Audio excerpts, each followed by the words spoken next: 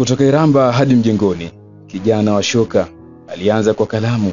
Leo hii anatembea na taswira ya taifa kwenye mabega yake. Mwite Mwigulu Lameck Nchemba, jina linalotembea na uzalendo, uthubutu na akili ya kiuchumi inayogusa maisha ya kila Mtanzania.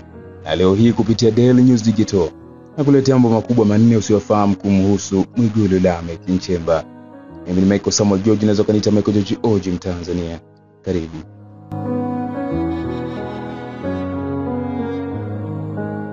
Kwanza kabisa ni uzoefu wa kiutawala na uchumi.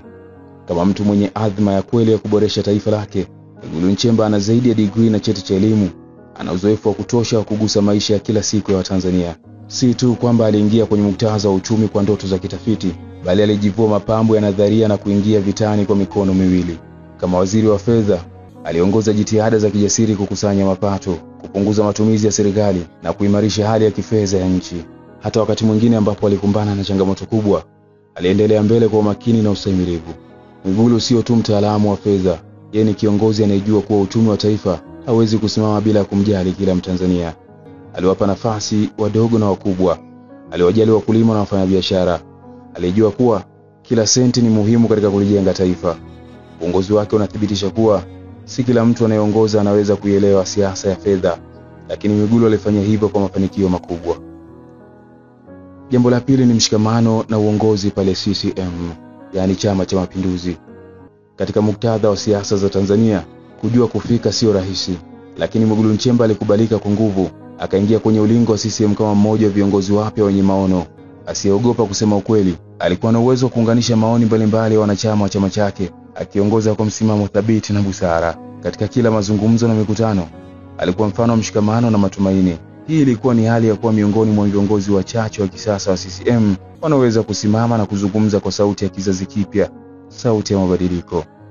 Kama kijana, Mwigulu alieleza matumaini na ari ya mabadiliko.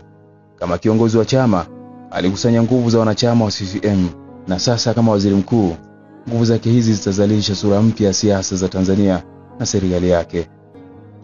Jambo la tatu ni uwezo wa kukabiliana na changamoto za kiuchumi.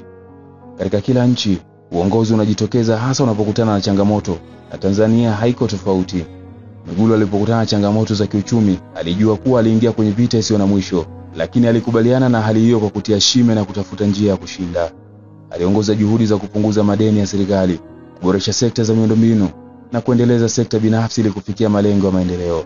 Mwigulu alijua si kila changamoto inaweza kushindwa kwa urahisi, lakini kwa kupiga hatua moja moja, kwa kusimama na kufanya maamuzi magumu, aliweza kurudisha matumaini. Hii ni hali ambayo inathibitisha kuwa yeye si kiongozi wa kutii mashinikizo, bali ni kiongozi anayechukua hatua kwa ujasiri.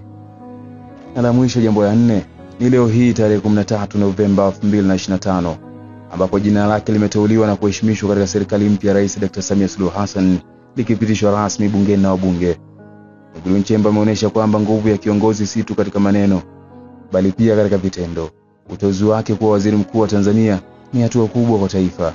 La hasha, kuteuliwa kwake kuongoza serikali mpya chini ya Rais Dr. Samia Suluhu Hassan ni ishara kwamba taifa linahitaji mabadiliko yaliyojaa mbinu za kisasa na maono ya kina.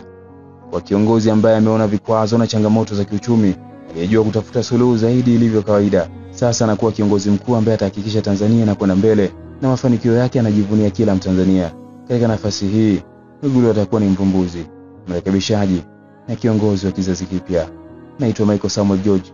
Unaweza kuniita Michael George OG Mtanzania. Hii ni Daily News Digital. Endelea kusubscribe, kucomment na kulike hapa YouTube, lakini pia tufuatilie katika mitandao yetu mingine ya kijamii kama Instagram na Facebook kwa kuandika habari leo_tz.